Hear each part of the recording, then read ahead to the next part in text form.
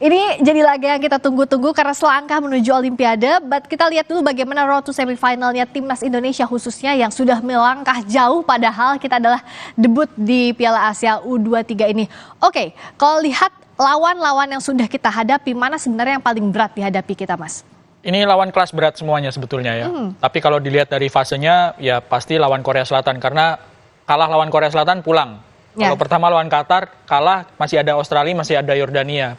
Jadi kalau dilihat paling berat yang mana, Korea Selatan. Dan yang harus diingat, Korea Selatan ini bisa dibilang tim papan atas di kawasan Asia. Ya. Korea Selatan, Jepang, Arab Saudi, Irak, Iran itu tim papan atas. Dan Korea Selatan sudah berhasil dikalahkan oleh tim Indonesia U23 di babak perempat final. Ini melalui drama ya. Full time, perpanjangan, adu penalti, dan adu penaltinya banyak sekali sampai 11-10. Lengkap sudah ujiannya. Jadi kalau menghadapi semifinal udah sangat siap harusnya pemain-pemain. Tapi kalau lihat Uzbekistan dengan track record juga clean sheet sampai sekarang, itu gimana membacanya? Pola permainannya apa yang berbeda ketika menghadapi Korea Selatan? Satu catatan yang menyamakan Korea Selatan dan Uzbekistan saat menghadapi Indonesia, Korea Selatan juga belum pernah kebobolan. Waktu lawan Indonesia kena 2 gol ya.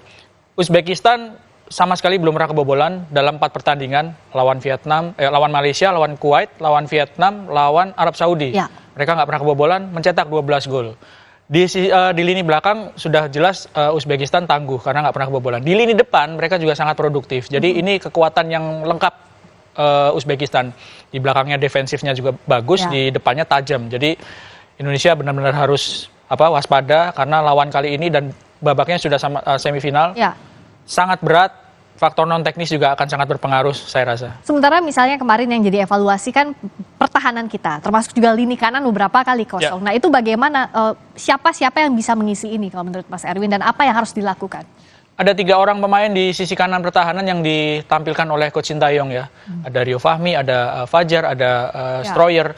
Dan 3-tiganya main, ini kelihatan sekali memang masih belum menemukan siapa formasi yang akan diturunkan yang baku, siapa yang jadi andalan. Karena kalau di kiri sudah pasti tempatnya Arhan, nggak pernah tergantikan. Di tempat lain juga relatif tidak tergantikan. Jadi memang di posisi kanan ini, ya kita berharap semuanya Coach Sintayong benar-benar jitu menempatkan siapa pemain yang paling siap menghadapi Uzbekistan. Karena kalau sampai ganti 3 kali itu agak merugikan sih, ngabisin pergantian pemain sebetulnya. Ya, nah kalau susunan ini kan masih prediksi, tapi apakah ini cukup ideal untuk melawan Uzbekistan dengan masih formasi 3-4-3 ini? Kalau formasi 3-4-3 dari pertandingan pertama relatif nggak berubah. Yang ditukar-tukar adalah pemainnya. Itu pun juga nggak terlalu ekstrim. Karena ada beberapa pemain yang memang seperti Ivar kan terkena kartu merah di pertandingan pertama. Sehingga pertandingan kedua nggak bisa main. Tapi beberapa pemain, Justin juga nggak bisa main di pertandingan pertama karena belum datang dari Jepang. Tapi setelah itu lebih kepada ya ini formasi terbaik Indonesia gitu. Tapi karena Rafael nggak bisa main, Sananta sangat mungkin main. Rafael sudah pasti nggak bisa main karena akumulasi kartu. Ya.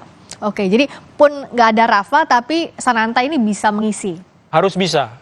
Ya ada 2 stoknya. Ada Sananta, ada Hoki Caraka. Ya. Tapi Sananta yang sudah mendapatkan menit bermain. Dan saya rasa menit bermain ini sangat penting ya. Modal bagi Sananta. Karena kalau yang diturunkan Hoki sama sekali belum bermain. Dan ini sudah di babak semifinal. Lawannya juga kelas berat ini. Ya betul. Kita akan lihat bagaimana formasinya Uzbekistan. Kalau di kita ini masih mencari-cari tampaknya di lini kanan. Tapi kalau Uzbekistan nampaknya mereka sudah kuat tadi seperti Mas Erwin bilang. Punya kita katakan punya mix yang baik antara defense dan offense. Nah apa yang bisa diwaspadai dan apa yang harus dibaca betul oleh Coach Sintayong? Dari pertandingan pertama sama sebetulnya. Uzbekistan ini nggak pernah ganti formasi ya. 4-2-3-1 dari pertandingan pertama sampai lawan Arab Saudi.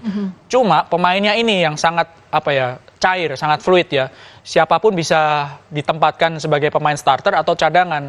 Bahkan 12 gol yang dicetak oleh Uzbekistan itu sekitar 10 pemain yang mencetak. Jadi nggak ada bertumbuh pada 1 orang pemain saja. Norcaev strikernya ini juga pernah dicadangkan di beberapa di pertandingan sebelumnya yang dipasang di sini. Tapi 1 orang yang sama sekali nggak pernah jadi cadangan adalah Jalolidinov. Ini yang di belakangnya Norcaev.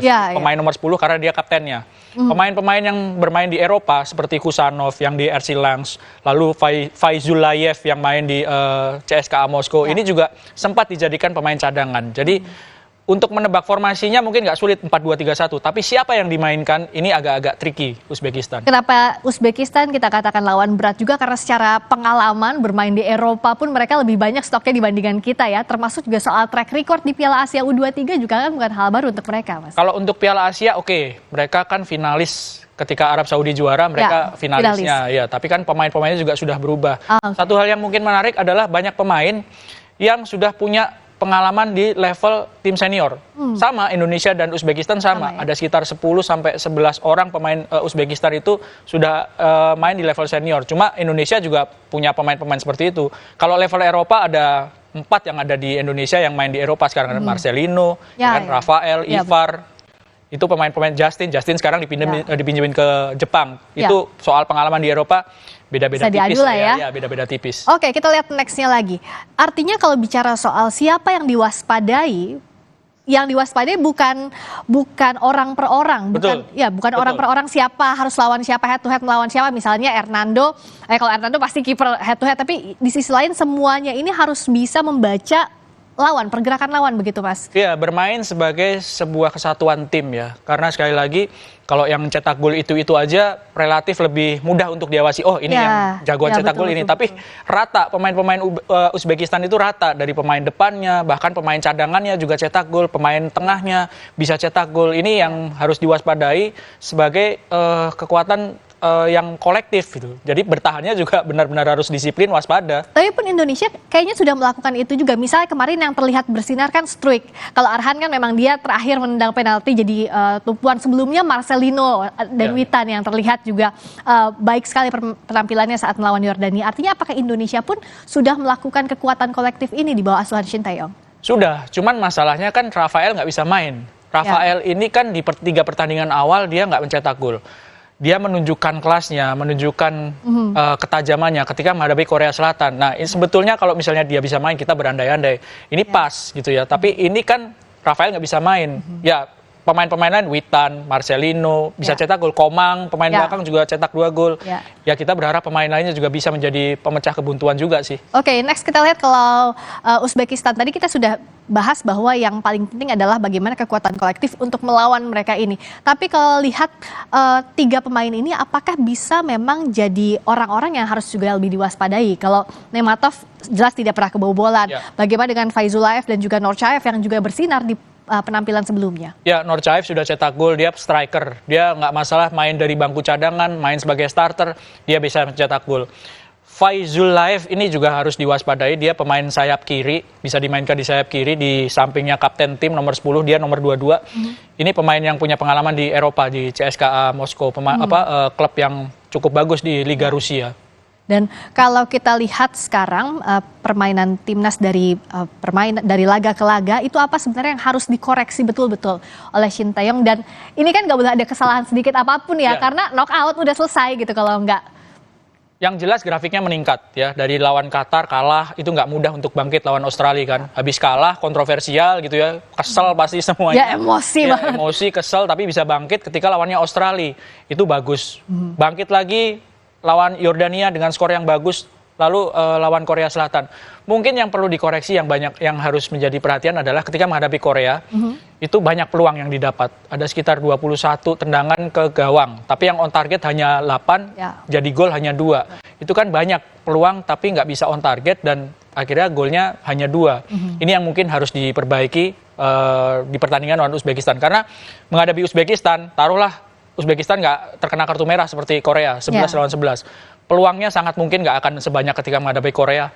Dengan peluang yang sedikit itu, harusnya bisa maksimalkan. Iya. Jangankan 1 peluang, setengah peluang aja harusnya bisa jadi gol gitu. Di lini belakang ini juga harus lebih disiplin. Karena apa?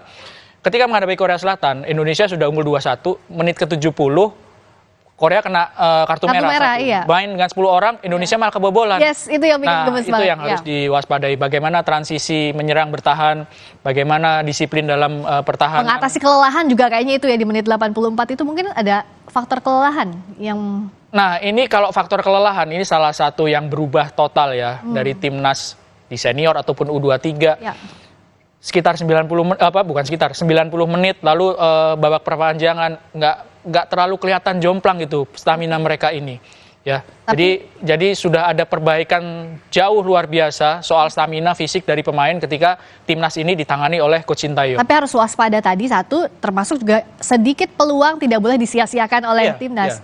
Ya apalagi kalau kita lihat Uzbekistan, yang menarik juga ya kalau pola permainan Uzbekistan saat melawan Arab Saudi. Itu kayaknya banyak juga tanda kutip drama yang dilakukan oleh masing-masing Arab Saudi maupun Uzbekistan kalau kita nonton bareng-bareng, Mas. Nah, apakah tipe permainan seperti ini, kan yang disasar kalau ada drama adalah emosi pemain, itu yang harus diwaspadai oleh anak asuhan Sintayong. Ya, waktu lawan Qatar, itu pelanggaran yang dilakukan pemain-pemain Indonesia ada sekitar 22. Sementara Qatar hanya 10 atau 11, separuhnya. Ya. Dan Indonesia terkena gol dari Qatar itu 2 gol, 1 penalti, 1 tendangan bebas. Yang asalnya dari pelanggaran semuanya. Ini pelajaran dari pertandingan 1, 2, 3, 4. Korea juga, waktu lawan Korea juga pelanggarannya di atas 20. Harusnya bisa dikurangi ya, direduksi karena itu tadi kita lihat, saya kebetulan juga lihat waktu lawan Arab banyak drama, pemain Arab juga ada yang terkena kartu merah. Betul. Jadi harusnya dengan pengalaman menghadapi Qatar ya, menghadapi Korea Selatan, ini pemain nggak mudah untuk terpancing emosi. Karena kalau sudah terpancing emosi, bubar apa yang diberikan oleh pelatih mau main seperti apa bisa berantakan.